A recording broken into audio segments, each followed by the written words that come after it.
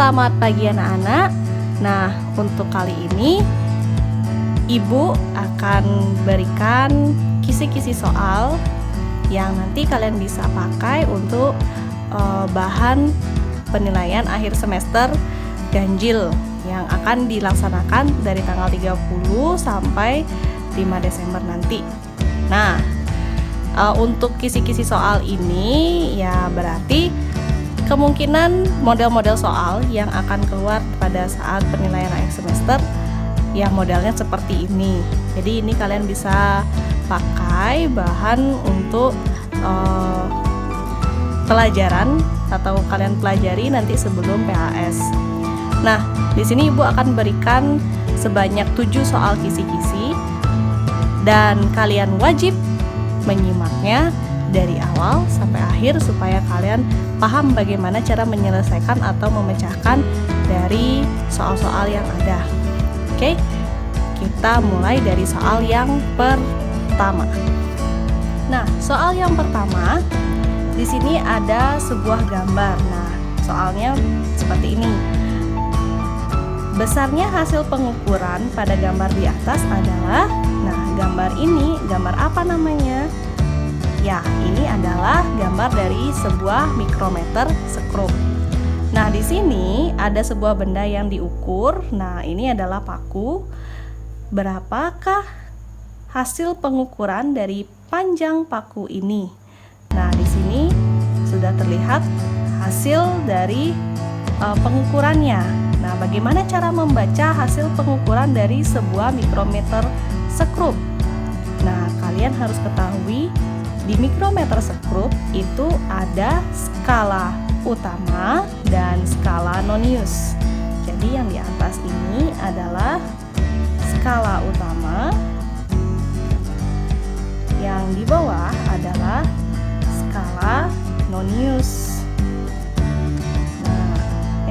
Nonius. Nah, di sini sudah dicantumkan ada ketelitian dari alat di atas adalah 0,01 cm. Berarti satuannya adalah yang normal adalah cm. Nah, di sini kalian bisa mencari terlebih dahulu skala utamanya. Bagaimana cara mencari skala utama? Kalian perhatikan pada skala utama ini di bawahnya kan ada skala nonius tuh. Cara cepatnya adalah kalian lihat di mana letak angka 0 pada skala nonius. Nah, kan letaknya di sini tuh.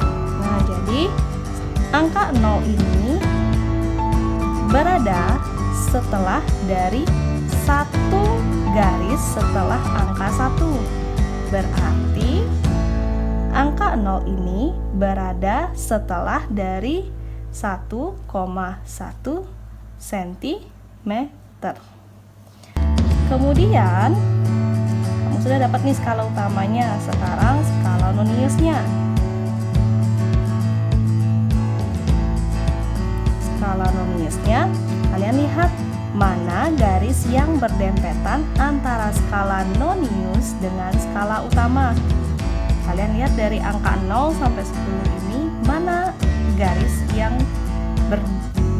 berdekatan atau nempel gitu antara skala nonius dengan skala utama. Dari 0 ini nggak ada, setengah nggak ada, 1 nggak ada, 2 nggak ada, 3 nggak ada, 4 nggak ada. Nah, ternyata yang berdekatan itu adalah angka 6. Ya, berarti nilai skala nonius ini adalah 0,06. Ingat, ketelitian alatnya adalah 0,01 cm. Maka skala noniusnya bernilai 0,06 cm. Sekarang kita jumlahkan hasilnya. Jadi 1 ditambah 0, 1. Ini 1. Terus bawahnya 6 cm. Jadi hasilnya adalah 1,16 cm. Jadi besarnya hasil pengukuran pada gambar di atas adalah 1,16 cm. Kita lanjut ke soal yang nomor 2. Nah, di bawah ini ada sebuah tabel. Pertanyaannya adalah benda padat, cair, dan gas berturut-turut ditunjukkan oleh nomor atau adalah. Nah, di sini ada benda. Di tabel di sini baris ini adalah benda, ini adalah bentuknya dan volumenya. Kalian disuruh menentukan manakah benda yang tergolong benda padat, benda cair, dan benda gas. Ingat sifat dari bentuk sebuah zat. Kalau dia padat, bagaimana bentuk dan volumenya? Kalau dia cair, bagaimana bentuk dan volumenya? Dan begitu juga dengan gas. Ingat, benda padat itu ciri-cirinya adalah memiliki bentuk yang tetap dan volume yang tetap. Contohnya apa? Meja, kursi, dan lain-lain. Kalau benda cair atau zat cair gitu ya, zat cair itu bentuknya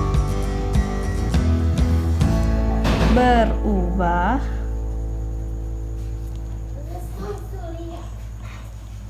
dan volumenya tetap. Contohnya adalah air, sirup, minyak, dan lain-lain yang bersifat cair. Nah, contoh kalau misalkan kalian nih minum di sebuah gelas, ada air di dalam sebuah gelas. Terus gelas itu kalian ingin ganti dengan gelas yang model baru gitu. Airnya kalian pindahin ke sebuah wadah, misalnya gelasnya bentuknya kotak gitu. Apakah airnya akan berubah bentuknya? Ya tentu saja dia akan mengikuti bentuk wadahnya. Nah, maka dari itu dia dikatakan bentuknya berubah. Meskipun kalian lihat bentuknya berubah, tetapi volume atau isi dari sebuah air itu sama, tetap dia. Misalnya, sebuah gelas yang berukuran 200 ml isi minyak gitu. Nah, gelas itu kamu ingin ganti. Nah, minyaknya itu kamu tuangkan ke dalam sebuah mangkok. Mangkoknya agak besar.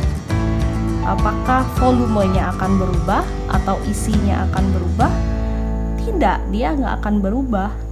Dia tetap 250 ml, hanya saja bentuknya yang berubah, bukan volumenya. Jadi volumenya tetap, hanya bentuknya saja yang berubah. Maka dari itu, itulah sifat dari zat cair. Sedangkan yang gas itu memiliki bentuk yang berubah dan volume yang berubah.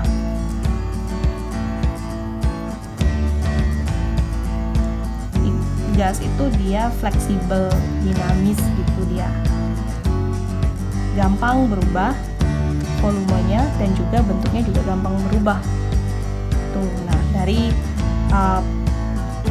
pernyataan ini, manakah yang cocok pada tabel di atas ini? Nomor 1 pada benda 1 nih. Apakah dia bisa dikatakan sebagai benda padat karena bentuknya tetap dan volumenya berubah? Tidak, dia tidak bisa dikatakan benda padat. Tetapi, apakah dia bisa dikatakan sebagai zat lain? Tidak juga. Nah, jadi nomor 1 bukan sebuah zat. Nah, yang nomor 2, benda 2 ini memiliki bentuk yang berubah, tetapi volumenya tetap. Nah, ciri-ciri dari zat apakah itu? Itu adalah ciri-ciri dari zat cair. Berarti nomor 2 ini atau benda 2 ini adalah zat cair. Yang ketiga, memiliki bentuk yang berubah dan volume yang berubah. Itu ciri-ciri dari sifat suatu zat gas.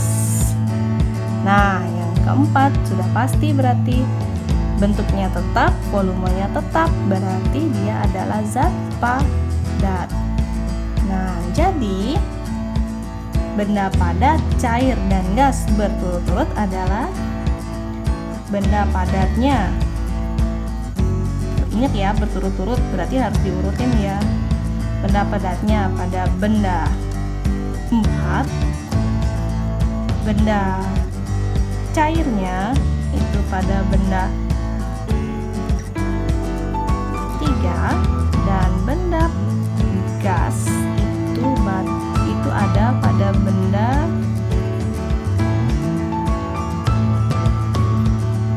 ini 2, ini 3.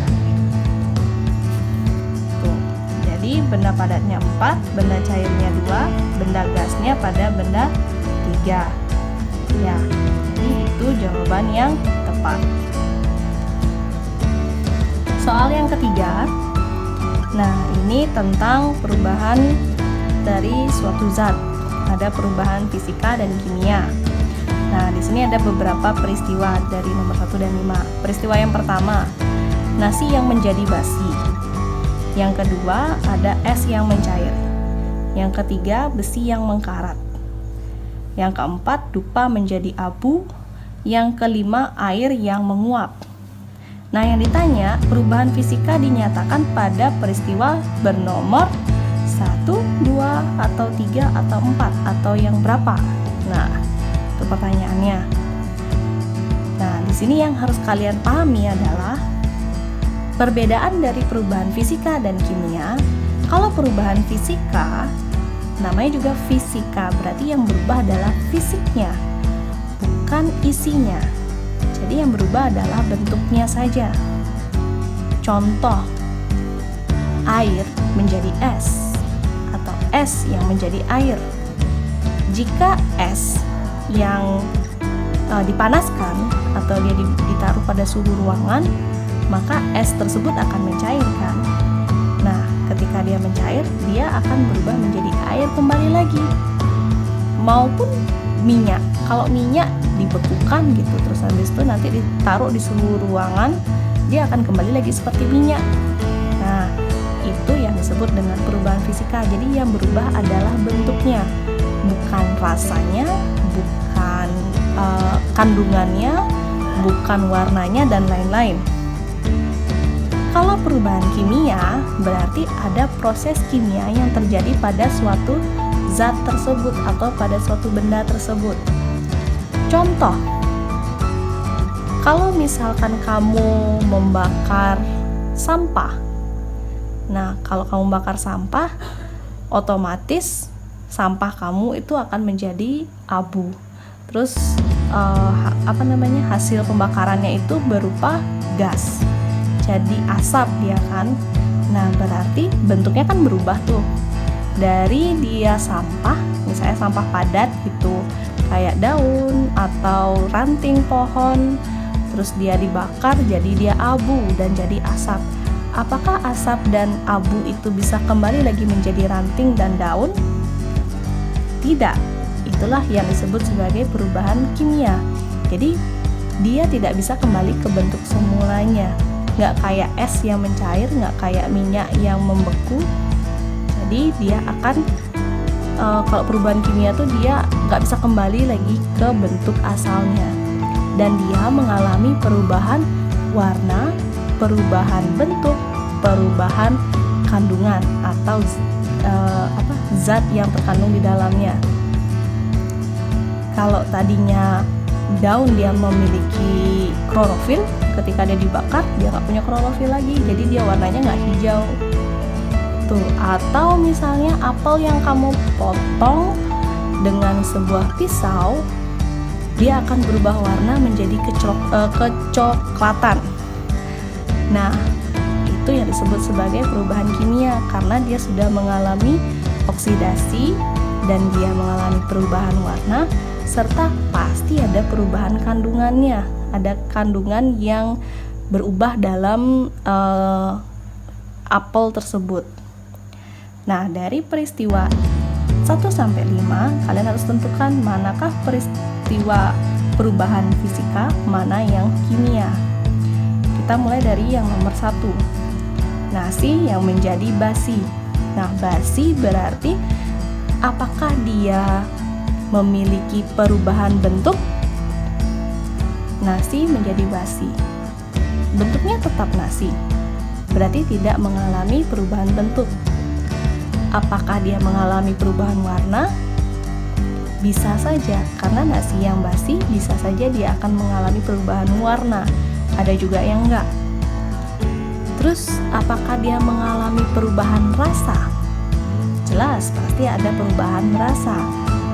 Apakah dia mengalami perubahan kandungan zatnya? Pasti. Nah, nasi yang basi memiliki perubahan warna, perubahan rasa, dan perubahan kandungan kimianya, zatnya. Apakah dia mengalami perubahan bentuk dan bisa kembali lagi menjadi nasi? Nasi yang sebelumnya, yang seperti nasi yang segar gitu misalnya. Apakah dia bisa kembali seperti itu? Enggak, dia memang bentuknya masih nasi, tetapi nggak bisa lagi kembali seperti semula. Nggak bisa seperti sesegar atau seenak nasi yang baru mateng gitu, nggak bisa. Nah, artinya nasi yang menjadi basi ini termasuk ke perubahan kimia. Sama kayak kasus apel yang dipotong pakai pisau tadi itu. Jadi dia perubahan warna, ada perubahan rasa, ada perubahan kandungan, tapi dia tetap apel gitu. Terus es yang mencair. Nah, tadi kan udah dibahas es yang mencair. Berarti dia masuk ke perubahan fisika. Besi yang berkarat. Nah, besi berkarat atau besi mengkarat itu berarti ada perubahan warna, jelas kan? Ada perubahan kandungan zat, karena beda loh. Besi yang mengkarat tuh kandungannya berbeda. Terus ada perubahan rasa. Kalau rasa kan nggak mungkin kamu rasain besi mengkarat kayak gimana. Jadi udah jelas kelihatan di situ, walaupun dia nggak ada perubahan bentuk, tapi dia mengalami perubahan warna dan perubahan kandungan zat. Berarti dia tergolong ke perubahan kimia. Yang terakhir, yang keempat, dupa menjadi abu. Nah, ini sama kayak tadi ranting pohon yang dibakar atau sampah yang dibakar. Dupa menjadi abu berarti dia tergolong ke perubahan kimia. Air yang menguap. Nah, air yang menguap. Bu, air yang menguap tuh bisa jadi air lagi nggak? Kalau kamu perhatikan, ketika kamu memasak nasi atau mungkin kamu merebus air gitu, ketika ada uap air, terus kamu tutup gitu pancinya gitu misalnya, pasti ada titik-titik buih yang ada di tepi atas tutup pancinya itu. Nah, hal itu menandakan bahwa gas hasil uap pembakaran itu berubah kembali lagi menjadi air karena ada proses perubahan kalor. Jadi air yang menguap karena dia bisa kembali lagi menjadi air dan tidak ada kandungan yang berubah sama sekali, berarti dia termasuk ke perubahan fisika. Jadi perubahan fisika itu ditunjukkan oleh nomor 2 dan 5. Jadi pada nomor 2 dan 5.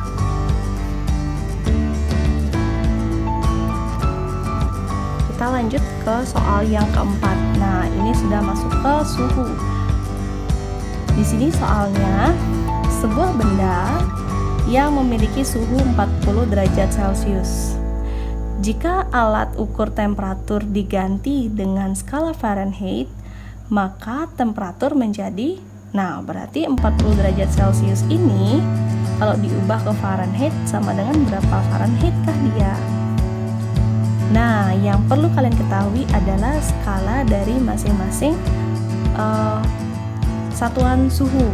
Kan ada 4 tuh satuannya. Ada Celcius, Fahrenheit, Kelvin, dan Reaumur. Kalian wajib mengetahui berapa skala dari keempat jenis skala suhu ini. Nah, jadi kalau Celsius itu skalanya adalah 5. Terus kalau Fahrenheit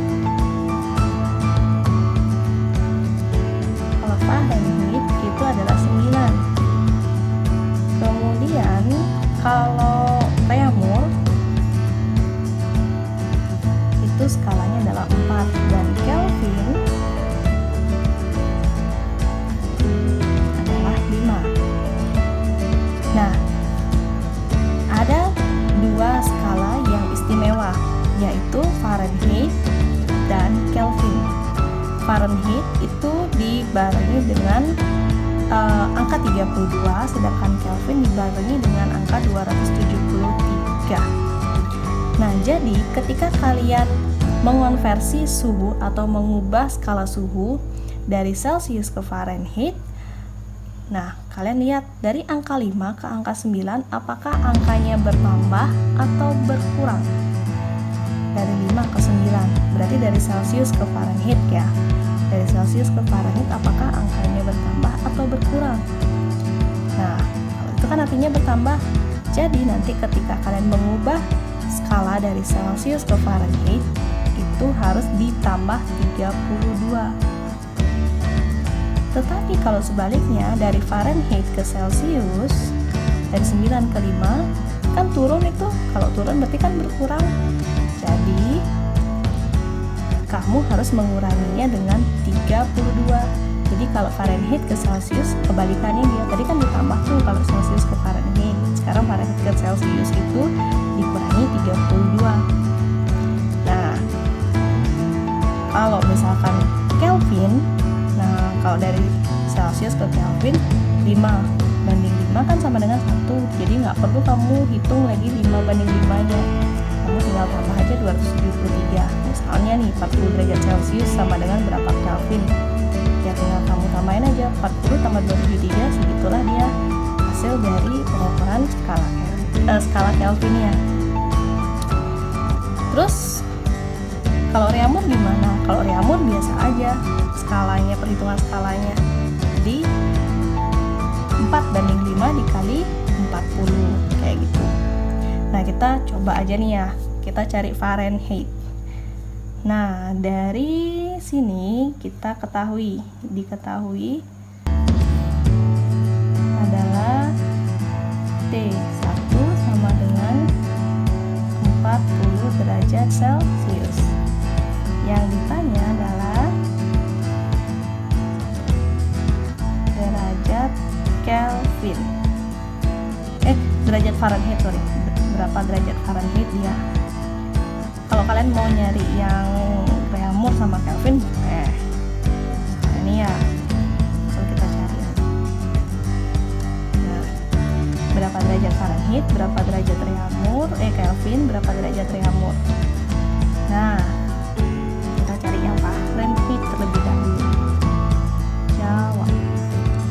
Caranya adalah kalian cari skala yang ditanya dibagi skala yang diketahui, baru dikali suhunya atau T.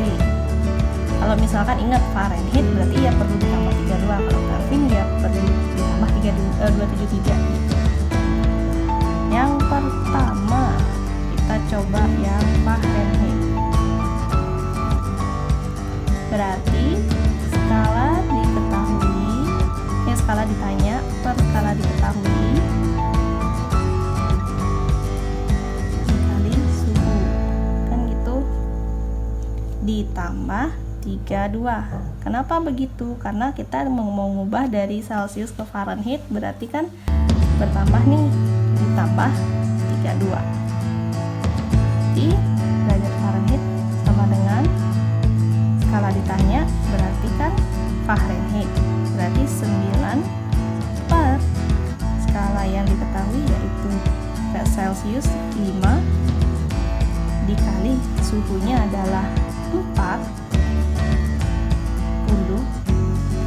ditambah 32. Ini kalian kerjakan terlebih dahulu. Ini coret. 40 bagi 5 dapat 8.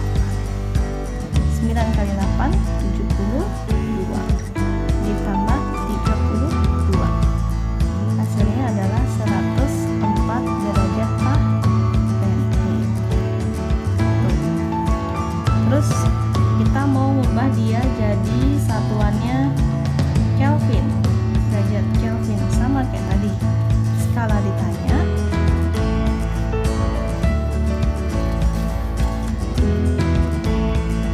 skala ditanya per skala diketahui kali suhu atau T. Nah, karena Kelvin berarti perlu ditambah 273. Dari 5 ke 5 kan nggak ada tuh perbandingannya, jadi tinggal tambah aja.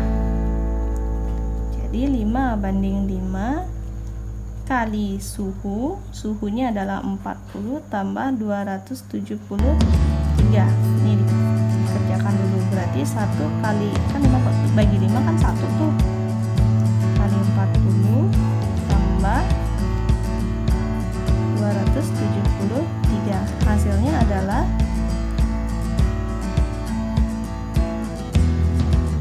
313 derajat Kelvin. Kalau misalnya nih, di sini ya. Kalau misalnya derajat Celsius, gimana? Sama, skala ditanya per skala diketahui dikali suhunya. Kalau yang umur nggak perlu tambah-tambahan. Berarti skala ditanyanya 4 dibagi skala diketahuinya adalah 5 kali 40. Tinggal coret-coret, hasilnya 8. 4 dikali 8 hasilnya 32 derajat Celsius. Nah, itu jawaban dari soal nomor 4. Berarti yang Fahrenheit yang ditanya berarti yang ini dia hasilnya 104. Ingat cara mencari perbandingan skala suhu, ini aja kalian ingat. Skala ditanya dibagi skala diketahui dikali suhu. Nih.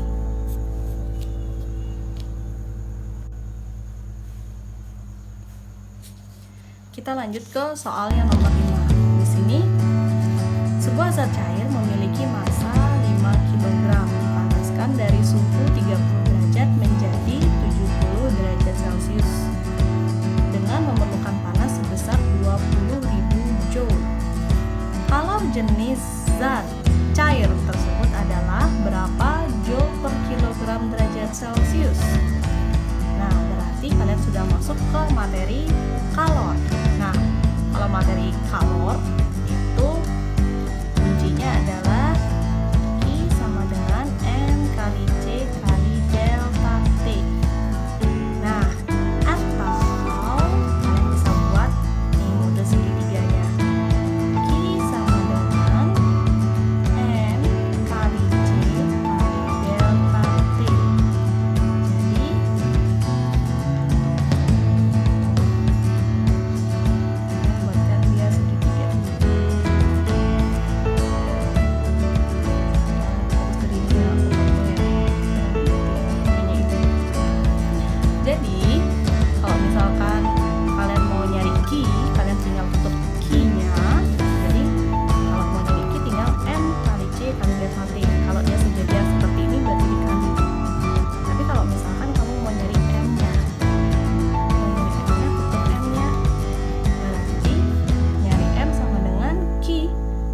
kedudukannya di atas dan C di bawah, berarti dia per Q dibagi atau per C kali delta T.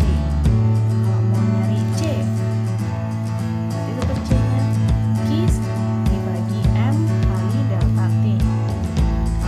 Kalau mau nyari delta T, berarti tetap delta T-nya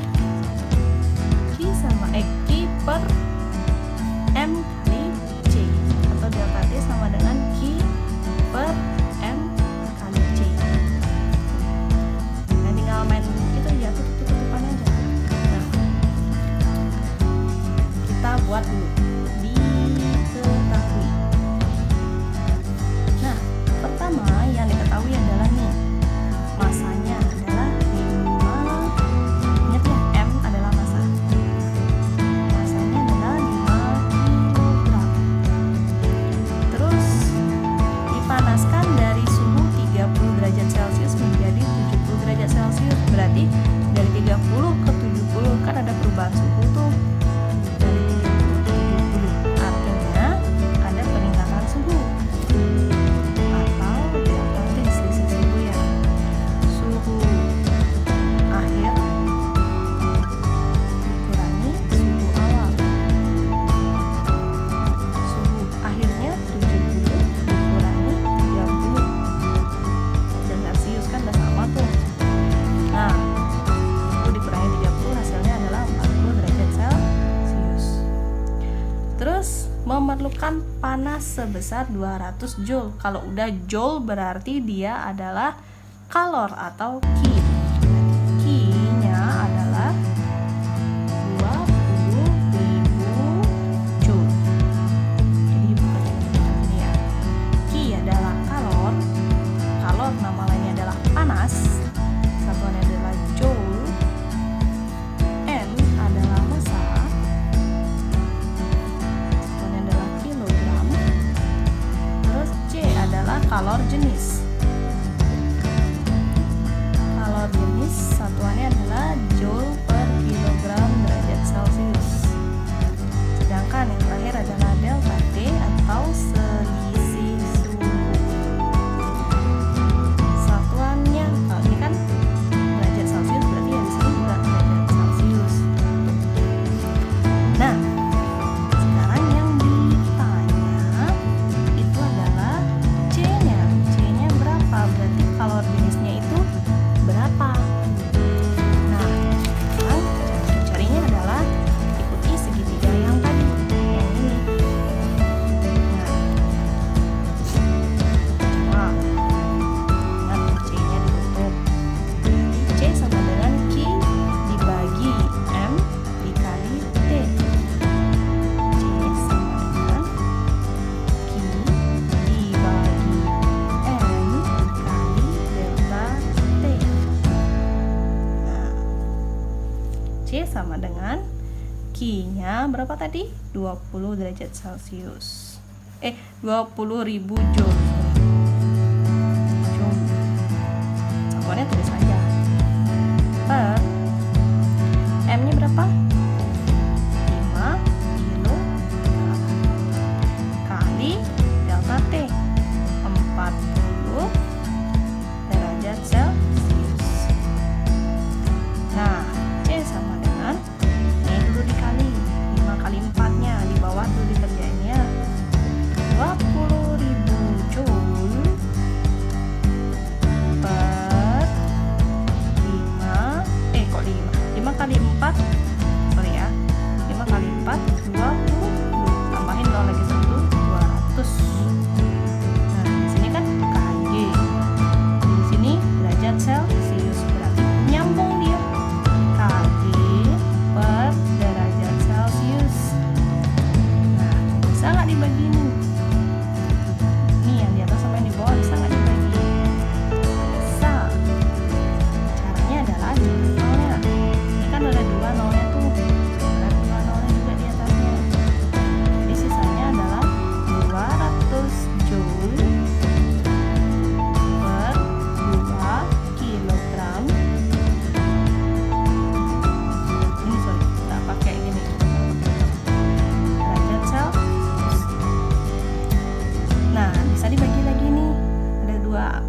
angka 2 nih atas bawah, berarti tinggal dicoret. 2 bagi 2 hasilnya adalah 1. Jadi C sama dengan 1. Ini sisa 0 lagi 2. Masukin ya. Terus Joule. Nah, pernya jangan dihilangin. Per kilogram derajat Celcius. Jadi C-nya adalah 100 Joule per kilogram derajat Celcius. Gampang kan? Nah, jadi itu dia kisi-kisi yang sudah bisa Ibu bahas untuk hari ini. Nah, 2 soal selanjutnya itu kalian wajib cari sebagai bahan tugas kalian bagaimana pemecahan masalah di soal nomor 6 dan nomor 7. Jadi kalian tulis nanti pada buku catatan kalian dari soal nomor 1 sampai soal terakhir yang akan Ibu kasih. Kemudian kalian kirimkan berupa PDF atau PDF ke Google Classroom kalian. Terima kasih dan selamat pagi.